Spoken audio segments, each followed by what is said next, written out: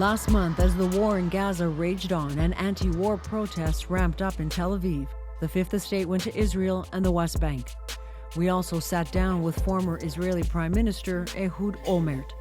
Olmert was born before the State of Israel was created in the British Mandate of Palestine. He was a fixture in Israel's hawkish right wing and mayor of Jerusalem before becoming Prime Minister in 2006. His political views on Palestinian self-determination had shifted by then, and he spoke out in favor of a Palestinian state. Olmert's political life has also been plagued by scandal. He served 16 months in prison on corruption charges and was released in 2017. He remains a public figure and has become an outspoken critic of the ongoing settler violence in the West Bank and the war in Gaza. How do you explain Gaza to the world? Human rights organizations are calling it a genocide. What do you call it? No, I don't call it a genocide. It's not a genocide to start with. 2.2 million people are still there. You know, genocide is that a majority of them will have disappeared, which they are not. There are massive number of casualties, massive number of people killed, exorbitant number. I mean, unbelievable, unacceptable and unforgivable. A lot of them were fighters of Hamas. They deserve the punishment. There is no question about it. But if 30,000 were not, and they were killed, even though they were not, this is heartbreaking. Now, I think that it's very difficult to explain it.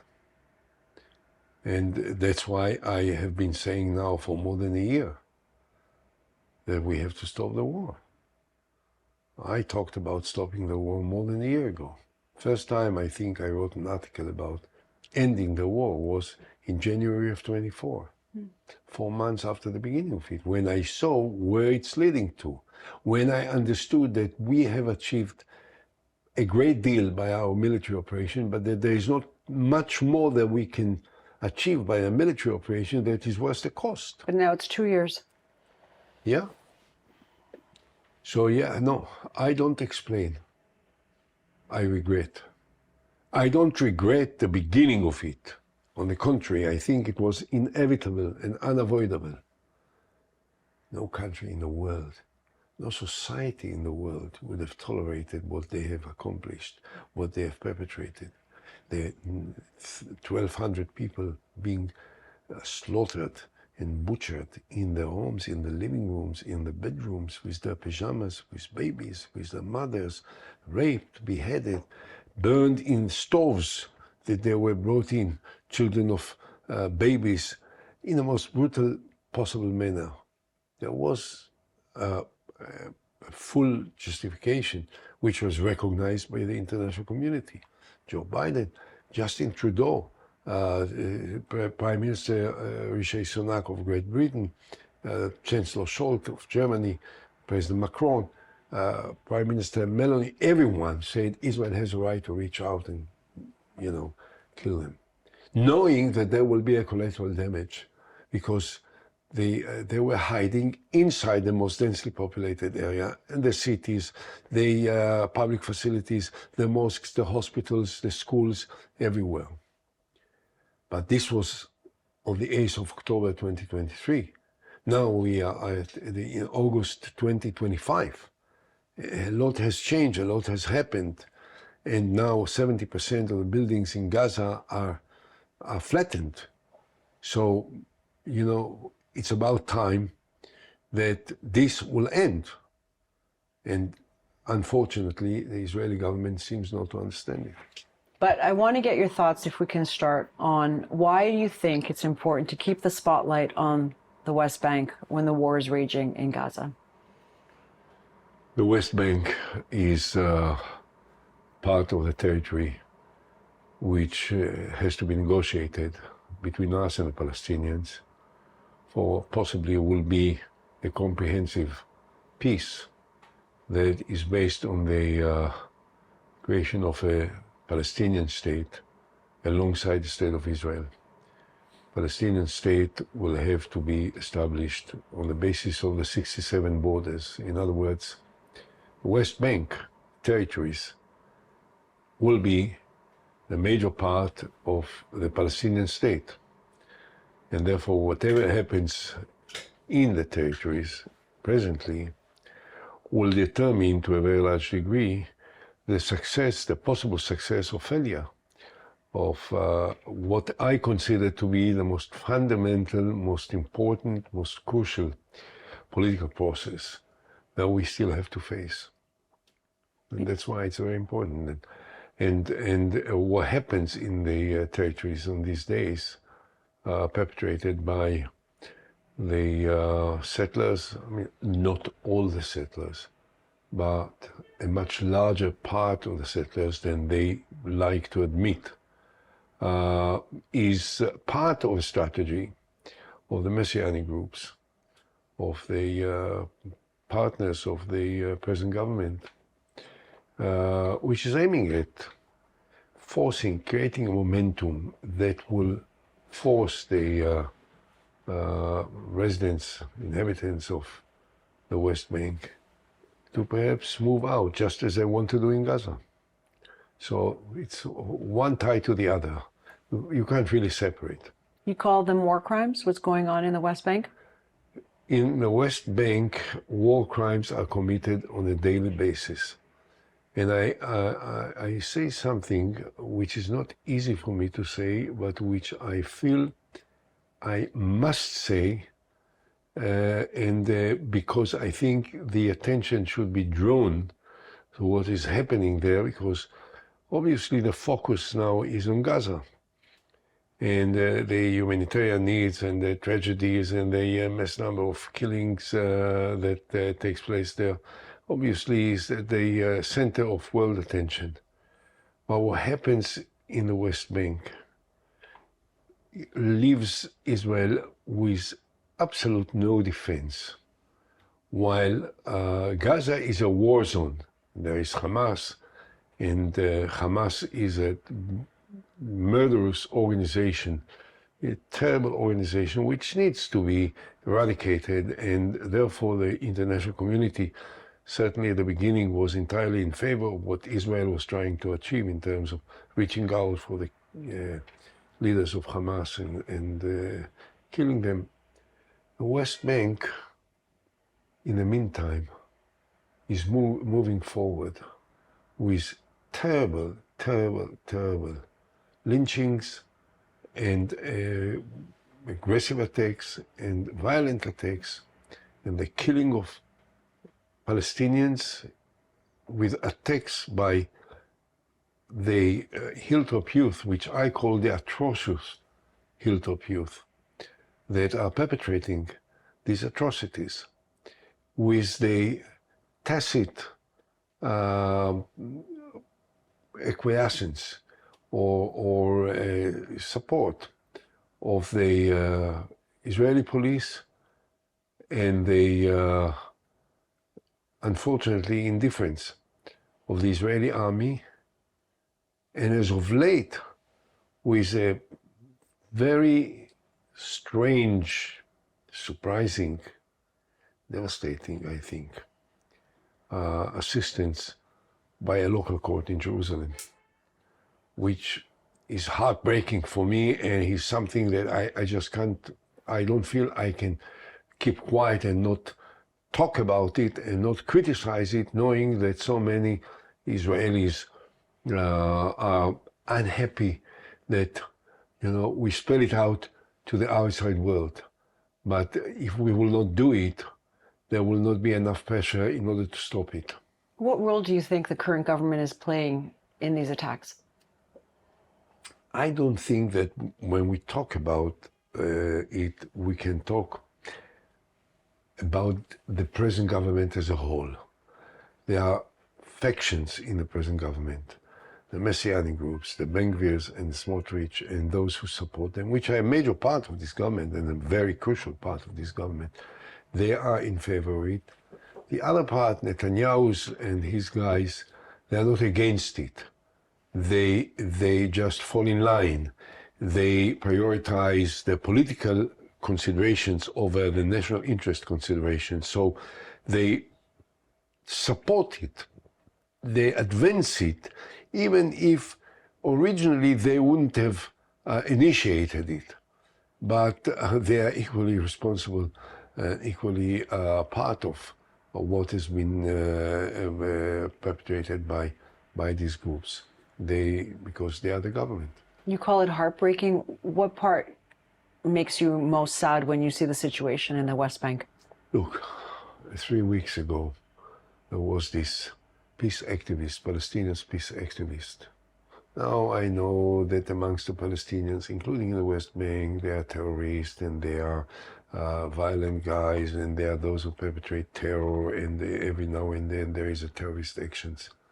But there are many, many, many peace activists who just want to live peacefully and to feel secured and to feel protected, and are not prepared to tolerate the daily incursions and attacks, violent attacks, by the settlers and the supporters of the settlers and the public leaders that are community leaders and municipal leaders, which always say that the hilltop youth are just a tiny minority. But surprisingly enough, the tiny minority is always assisted by the police and is always assisted and protected by the different municipal leaders in the West Bank as part of a strategy. So this guy, a peace activist, was standing behind while there was some kind of confrontation between others and settlers. And then you can see a settler is raising his hand with a gun and shooting, and the guy was killed. Now this guy admitted that he shot, was arrested, released after a few days by the local court that says that there was not evidence that can justify detaining him. I mean, it turned out that there is a video that the guy that was shot dead shot, showing that how the other guy kills him. And the police kept the body of the murdered person for 8 days, and later say that there was not evidence that the bullet was from the gun of the shooter. No one else shot. And exactly how the police reached that conclusion, no one knows. For 8 days, the body was kept away from the family. I mean, you know, I can go on. But Mr. Levi, the man who's accused of killing Mr. Hathaly, he was released. He is released, and he is already participating in more confrontations on a daily basis. So what message do you think that sends, that he can shoot someone and get away with it? That the law-abiding agencies, the police, and the Secret Service, and the army, just don't give a damn. They just don't do their job to prevent and to arrest when it takes place, and it's always is taking place. On a daily basis, there are confrontations, there are provocations of the settlers against residents in different parts of the West Bank. Just goes on and on and on. And this is a war crime. And one day we will be brought to the International Court, Criminal Court in Hague, not because of Gaza, because of what happens in the West Bank, and we'll have no good defense. Because it happens in front of our eyes, and no one seems to care. The International Court of Justice calls the settlements illegal. What is your position on the settlements? Look, the legal issue is somewhat complex, and that has to be determined in the context of negotiations between us and the Palestinians. The settling movement is now lifelong. I mean, 50 years old. And the international community somehow acquiesced with the existence of these settlements and the sometimes expansion in certain areas and development of it. And as you may remember, on the 14th of April 2004, President Bush sent this famous letter to Prime Minister Sharon. At that time I was Vice Prime Minister, and he said that America supports that within the context of a permanent peace agreement between Israel and Palestine, three demographic areas, one in the north, the Ariel area, one in the center, which is around Jerusalem, Ma'ale Adumim, Givat Ze'ev and others, and one in the south, the Etzion block, will be recognized as part of the state of Israel, or that Israel will have a right to annex these territories in exchange for swap of territories equal size that were part of the state of Israel prior to 1967. So there was a certain air of legitimacy for the existence of settlements. And then, of course, I think, Secretary of State of the United States and the State Department during the first term of President Trump recognized the legitimacy of the settlements in the West Bank. So, the question of whether they are legitimate or not depends on the legal analysis, and according to the international law, some would say no, some would say yes, but definitely it is something that needs to be determined within the context of comprehensive peace talks. And I have this plan which I presented to the Palestinian president in 2008, 2009, which includes also the annexation of about 4-point-something% of the territory, which includes most of the settlements. And in return, Israel will have swapped equal-sized territories from what was Israel prior to 1967, so that the size of the Palestinian state will be identical to 1967. Not identical in terms of the specific sites, but identical in terms of the total size of the territory, and so on. So it needs to be negotiated. What the settlers are trying to do is to predetermine by forcing them away in order to occupy more and more private properties of people living there, and to settle there and building there all kinds of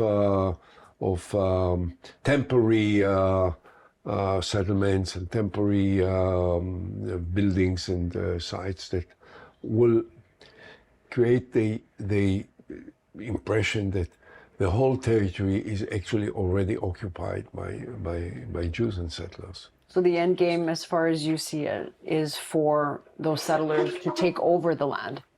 This is their end game. This is not my end game. No, this is the end game I'm fighting. This is the end game I'm campaigning for. This is the end game I think will be detrimental to the national interests of the State of Israel. We have to separate from the Palestinians. We have to recognize their right for self-determination. And we are already risking the stability of our relations with Jordan. We are risking the stability of our relations with Egypt, two Arab countries which we have peace with, full diplomatic peace with, and we used to have very good relations.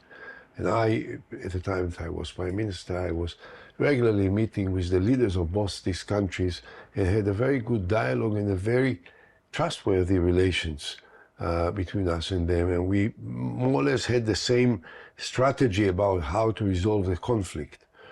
Now these relations are on the brink of collapse because of the strategy of the present government of Israel. And that's why I feel I need to warn and to attack it and to present it because I can't afford that it will carry on like that. You know, there's some organizations like Regavim who say that settler violence has been exaggerated in order to undermine that bigger plan of Israeli sovereignty over the West Bank. How do you respond to those positions? That the arguments about the settlers' violence is exaggerated? I have a different opinion and a different reading of what I see and what I hear on a daily basis. I'm sorry. I can't accept it. And it's very, very sophisticated operation. Number one, Ben Gvir distributed hundreds of thousands of guns on what is considered to be illegal basis. Many of these guns were given to settlers. These settlers are holding guns and they are using them when they are attacking people living, the Palestinians living in the territories. And they are killing. Now, it can easily be identified who did what. Had the police, which is also controlled by Ben Gvir, would have done its duty to investigate properly and thoroughly and rapidly and find out who did what. But they don't do it. And in most cases, there is an attack on a Palestinian township or a village. And surprisingly, no one of the attackers is arrested, only the victims are arrested for perpetrating violence, which they were the subject of. It's totally inconceivable and unacceptable. And it can't be carried on. We have to fight against it. You were a proponent of settlements at a certain point. So can you tell me, what was the turning point for you when you decided that this was not the path for you? Look, there were dreams and fantasies going back to the 70s, now 50 years ago, more than 50 years ago. And I was part of these fantasies. I was swayed by these fantasies that somehow we'll be able to live together with open hearts and open minds and equal rights and so on and so forth. And I was taking part in these fantasies until I began more than 30 years ago. I became the mayor of Jerusalem. And for the first time, I was becoming in charge not of making speeches and of just empty rhetoric, but of the actual day-to-day control of hundreds of thousands of Palestinians and the need to take care of their needs as my residents in the city that I was a mayor of. And I then understood, it dawned on me, that the gap between the quality of life, the joy of life, the options for the Palestinians in East Jerusalem in comparison to West Jerusalem is unbridgeable. Under the present circumstances of being artificially united city, which is really divided and separated and so on and so forth. And that led me to the inevitable conclusion that we have to adopt a different approach. I always thought, and I think today, by the way, that every piece of land from the river to the sea is deeply and intimately connected with the history of the Jewish people. It has relations to the Bible stories that you are familiar with. But then we have to make a choice.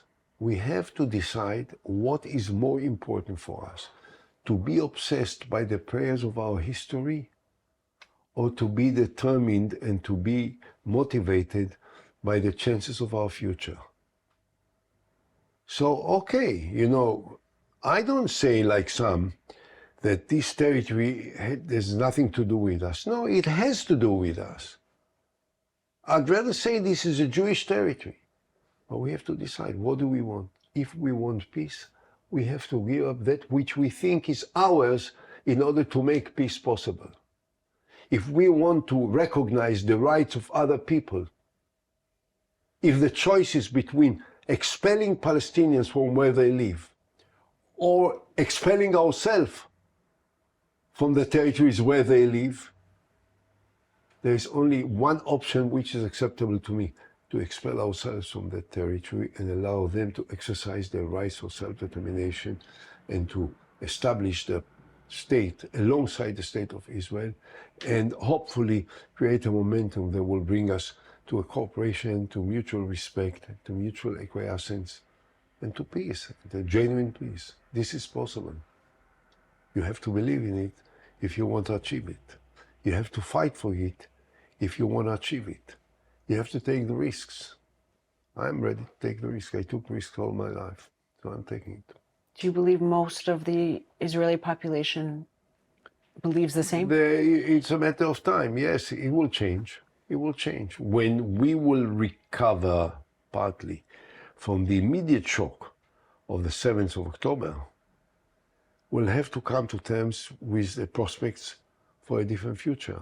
And then we'll ask ourselves, what? Okay, what? Okay. We will kill all Hamas. There will not remain one Hamas, not in Gaza, not in the West Bank. There are still 5 million Palestinians. What are we going to do with them? Are we going to what? Occupy them forever? Lose the entire international community support for what was perhaps at a time one of the most popular countries in the world? Lose all of that which has been so much important for the prosperity, for the well-being of the state of Israel, because of a continued occupation and denial of the rights of the Palestinians for what they deserve? We have to make a choice, like grown-ups, not like children. And to overcome the fears that are legitimate, considering the fact that the Muslims and Palestinians, are still many in different parts of the world, are still dedicated to the liquidation of the state of Israel. And we can't forget it, and we can't ignore it, except that I think that Israel is powerful enough and has the power to defend itself against them. I think Iran can tell you something about it.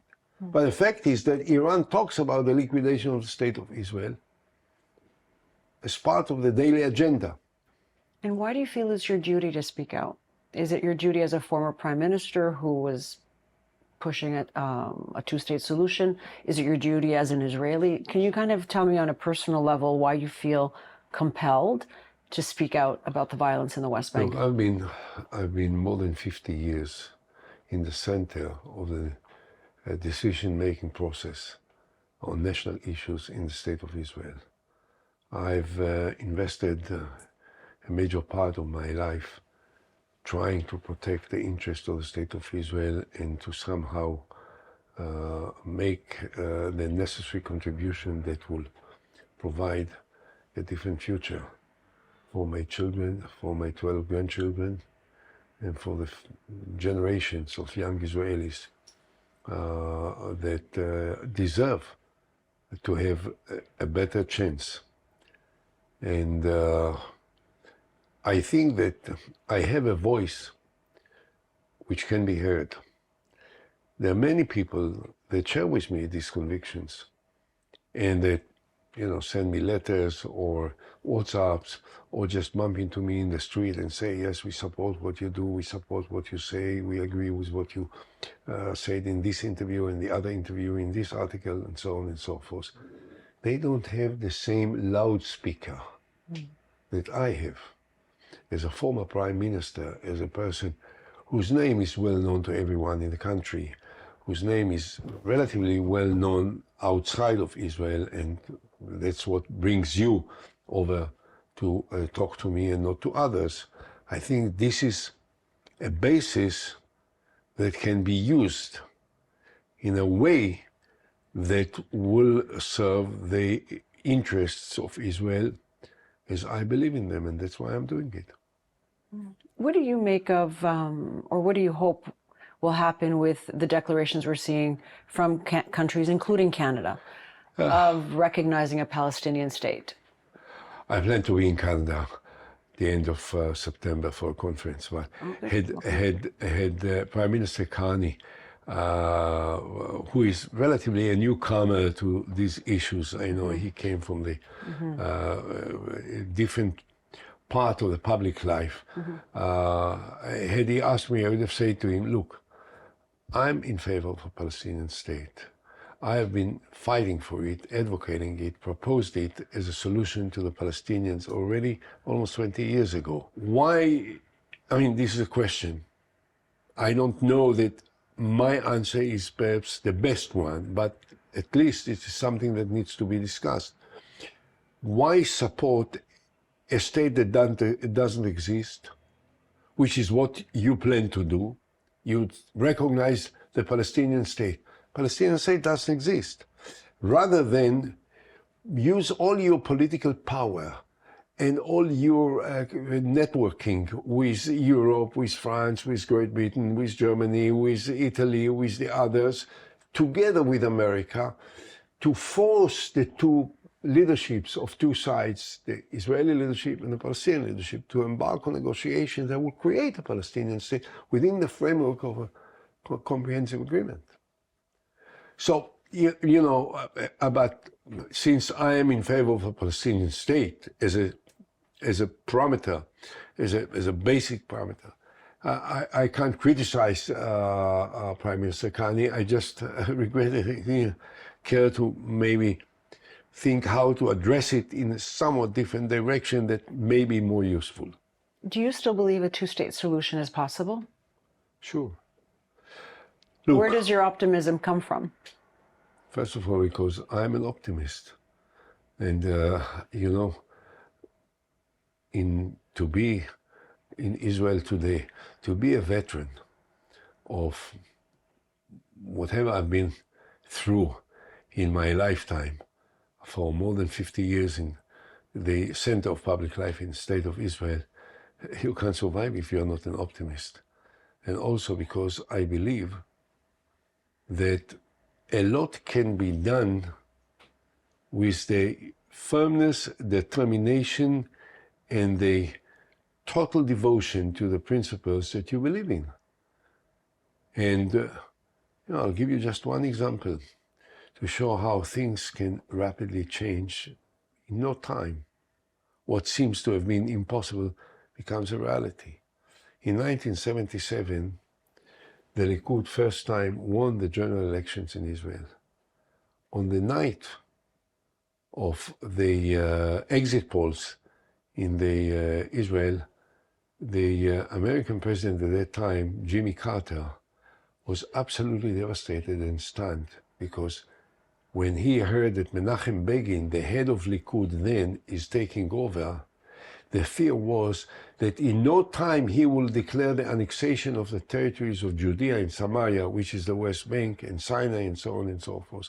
And on the first night, before even the results of the elections were already formal, he talked to Menachem Begin and very carefully, you know, suggested to Menachem Begin that he will not make any announcement about annexing territories.